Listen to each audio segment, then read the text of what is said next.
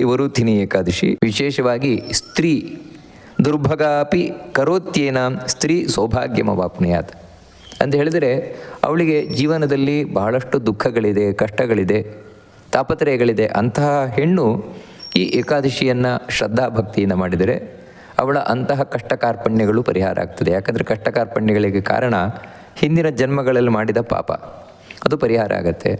ನಂತರ ಇಲ್ಲಿ ಬದುಕಿರುವಷ್ಟು ಕಾಲ ಸುಖವಾಗಿದ್ದು ಆಮೇಲೆ ಭಗವಂತನ ಲೋಕವನ್ನು ಹೊಂದಲಿಕ್ಕೆ ಸಾಧ್ಯವಾಗತ್ತೆ. ಪ್ರತಿಯೊಂದು ಏಕಾದಶಿಯಲ್ಲೂ ನಾವೇನು ಒಂದು ಏಕಾದಶಿಯ ಮಹತ್ವವನ್ನು ಕೇಳ್ತೇವೆ, ಇದು ಬರೀ ಆ ಏಕಾದಶಿಗೆ ಸಂಬಂಧಪಟ್ಟ ಹಾಗೆ ಮಾತ್ರ ಇರುವುದಿಲ್ಲ, ಎಲ್ಲ ಏಕಾದಶಿಗಳಿಗೂ ಅದು ಸಂಬಂಧಪಟ್ಟ ಮಹತ್ವ ಆಗಿರ್ತದೆ. ಇದು ಎಷ್ಟು ಫಲಪ್ರದವಾಗಿದೆ, ನಮಗೆ ಎಷ್ಟು ಪುಣ್ಯವನ್ನು ತಂದುಕೊಡುತ್ತದೆ ಅದನ್ನು ತಿಳಿಸ್ತಾರೆ. ಬೇರೆ ಯುಗಗಳಲ್ಲಿ 10,000 ವರ್ಷಗಳ ಕಾಲ ತಪಸ್ಸನ್ನು ಮಾಡಿದರೆ ಏನು ನಮಗೆ ಫಲ ಸಿಗ್ತಾ ಇತ್ತು, ಅಂತಹ ಫಲ ಈ ವರುಥಿನಿ ಏಕಾದಶಿಯಿಂದ ಬರ್ತದೆ ಒಬ್ಬ ವ್ಯಕ್ತಿ ಶ್ರದ್ಧಾ ಭಕ್ತಿಯಿಂದ ಮಾಡಿದಾಗ.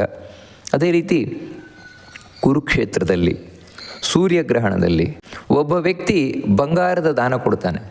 ಸುವರ್ಣ ಭಾರ ಅಂತ ಹೇಳಿದ್ರೆ ಸಾಮಾನ್ಯ ಒಬ್ಬ ಮನುಷ್ಯನ ತೂಕಕ್ಕೆ ಸರಿಯಾದ ಒಂದು ಬಂಗಾರವನ್ನು ತಾನು ದಾನ ಕೊಡ್ತಾನೆ ಅಂತ ಹೇಳಿದರೆ ಅದು ಎಷ್ಟು ಪುಣ್ಯವನ್ನು ತಂದು ಕೊಡ್ತದೋ ಅಷ್ಟು ಪುಣ್ಯ ಈ ವರುಥಿನಿ ಏಕಾದಶಿಯಿಂದ ಲಭಿಸ್ತದೆ.